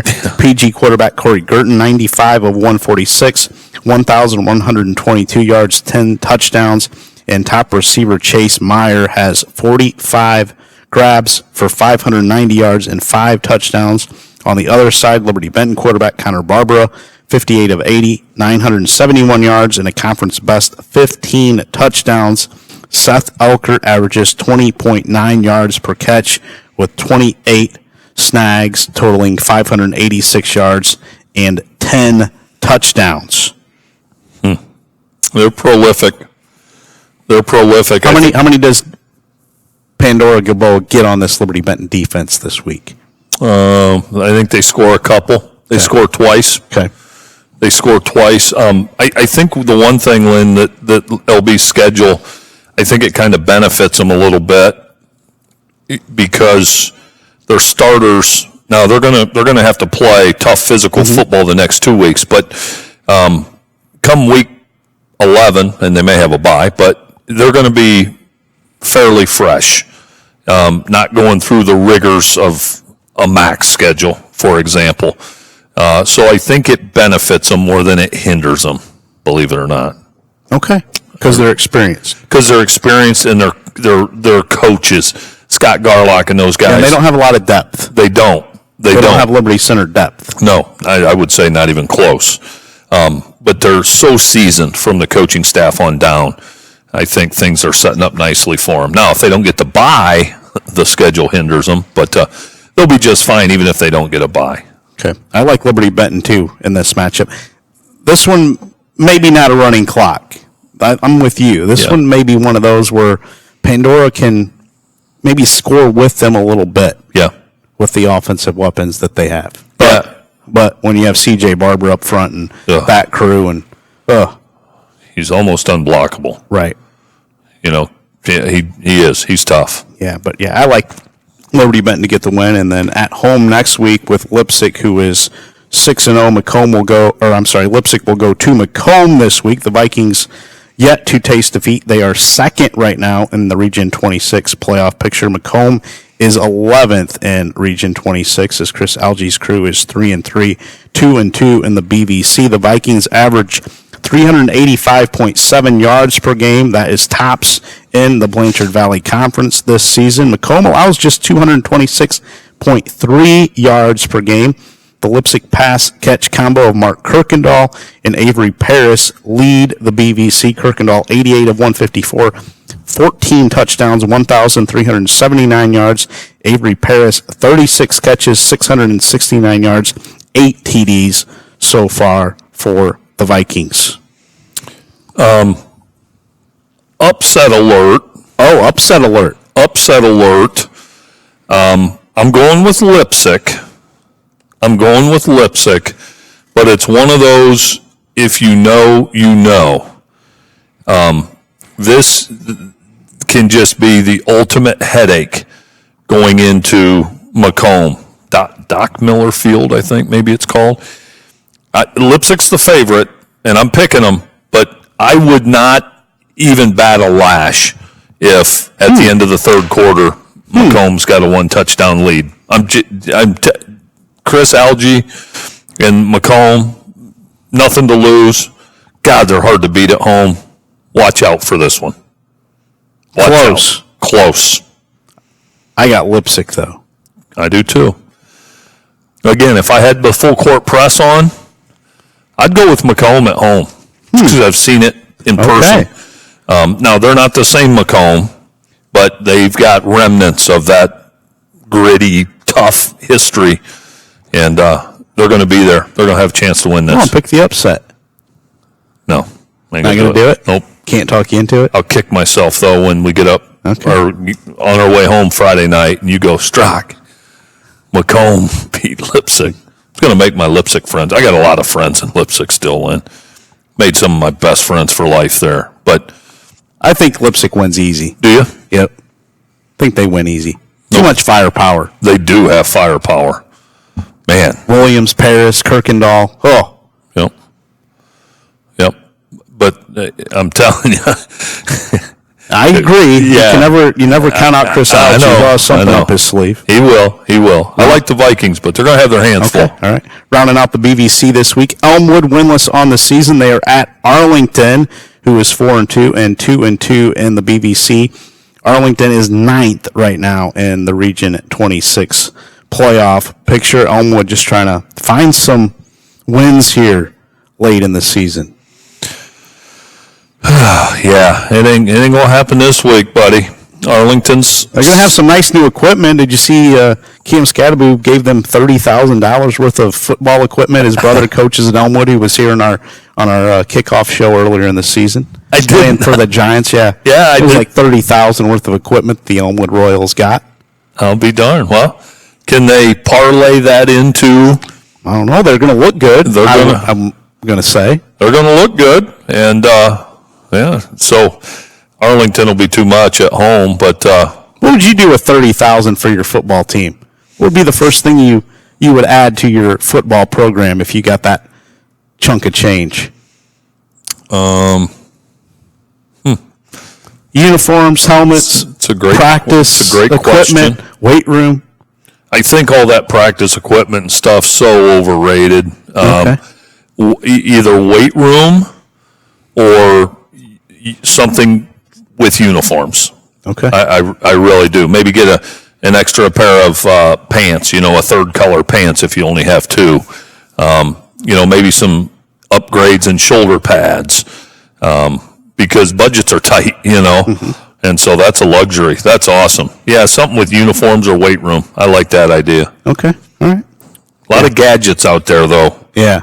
And I think a lot of them are just gadgets. Yeah, I like the Red Devils, though, in that matchup. Arlington gets the win in that game against Elmwood. Green Meadows Conference, going to start with Fairview, trying to bounce back from that loss to Paulding last week. They have the Archers of Antwerp coming to town. Fairview 7th in Region 22. Antwerp is 20th in Region 26.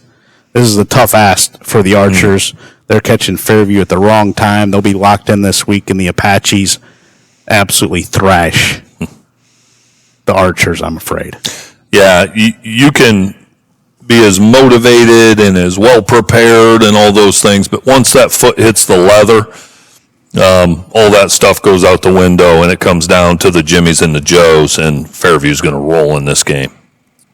Paulding coming off that big win over Fairview, as we mentioned as we started this show, at Edgerton, a tough place to play. Paulding 5th in Region 22, while Edgerton in Division 7, 4th in Region 26 as a big GMC matchup here. And Edgerton, boy, they can really throw a wrench standings with a victory over Paulding. Paulding averaging 364 yards, giving up 192.3 yards per game. Paulding was also 5-0 last year before losing 4 of its final 6. This is their first 6-0 start since 1988 when they went 10-0. Colt Hunt has thrown for 1,591 yards and 10 touchdowns for Paulding. Jordan Mans averages 24.2 yards per catch, 26 catches, 629 yards, 6 touchdowns. Blake Roanhouse, 28 catches, 476 yards. 9 of those have went to touchdowns. And then you have Jalen Mans, 17 grabs, 436 yards, 6 TDs, all big threats. Jalen Mans also has added 81 tackles already, 17 of those for loss, 4 forced fumbles, 3 fumble recoveries, and a touchdown on the defensive side. Roanhouse has 5 picks, and Jordan Mans has 4 picks so far this season. So let me ask you this, Lynn. 6-0 Paulding, 5-1 Edgerton. Edgerton's the home team. If Edgerton won, would you consider that an upset? Minor upset. Okay. Minor upset. 5-1, 6-0. What does Fantastic 50 have as far as a spread here? Yeah, Fantastic. I would give Paulding a 3 to 5 point edge. Okay. Fantastic 50 likes Paulding by 11. 11, okay. Okay. So a touchdown and a field goal-ish. Yeah. I like Paulding to get it done. They've proven they can find a way, but I agree with you. I think it'd be a mild upset, but I expect Edgerton to compete in this game. I do too. You know, I think they can. I do too. Now, will they? We'll find out. We'll find out, and we'll find out if Paulding came back down to earth. I feel like Coach Menzie and his veteran skill guys, I just feel like they just have a business-like approach. I don't think they're going to get too sky high, too low. I think they're on a mission. Maybe good for them to go on the road to get away from all the hoopla this week, too. Now, Edgerton's a tough place to play. Lost 2 weeks ago at home to Wayne Trace, 35-28. A week ago, Edgerton 48-27 over Ayersville. They beat Antwerp 47-14. Barely beat Montpelier 29-28 in the final non-conference game. In their other 2 games, 42-0 over Hilltop and 41-14 over Eden. Edgerton has a chance. They have the chance, or they have a chance. Paulding could roll in there and roll, too. Yeah, Paulding. The thing is, Paulding has a couple guys that no one else in that league. Game changers. Yes. There's nothing you can do about it. Mans, Roanhouse, Colt Hunt, all outstanding. Yep. And Avery Cooper can run it for them, too, if they want to run it. But you got those receivers. I know. It's hard to put it on the ground. No, that'd be fun to coach those guys, I'll tell you that.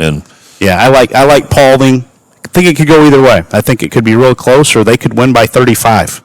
Yeah, if they really get going and they have a lot of confidence, which they could. I feel the same. Yeah. Wayne Trace is at Tenora. Wayne Trace 2-4, 2-1 in the GMC, 16th in Region 22 in Division 6. Tenora 2-4, 2-1 in the GMC, 18th in Region 22 Division 6. Tenora won a year ago 3-0. Remember this, the OT game. Won 21-13 in 2023 to the Rams and 13-6 in 2022. So these games have been close here the last couple of years. Rams have won the last 6 against the Raiders. For whatever reason, it's kind of a defensive slugfest between these two teams. Yeah, it's funny how some teams match up. As you're going through those numbers, that's what I was in. Some teams match up weird. It's like Wayne Trace and Edgerton. Yeah. They match up a certain way, you know? Right. Tenora's got some points available out there. Now, not much this week, not much next week, but 6-0 Paulding and 5-1 Edgerton to round out the schedule. So Tenora has to take care of business. I know they're probably not talking postseason yet, just 1 week at a time. But Yeah, I like Tenora at home. I still like this Tenora team. Their record is what it is, but I like Lieb, I like Farrell, I like Replogle.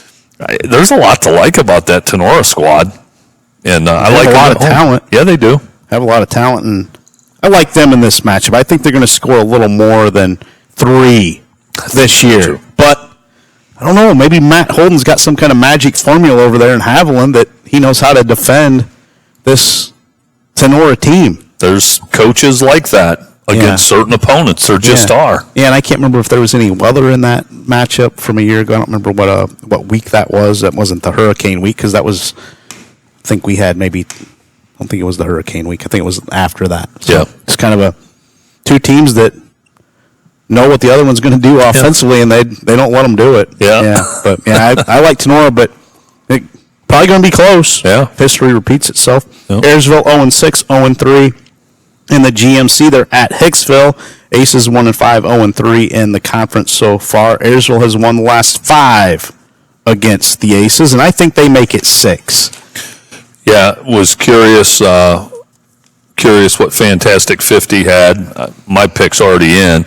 I like the Pilots on the road to finally get into the win column.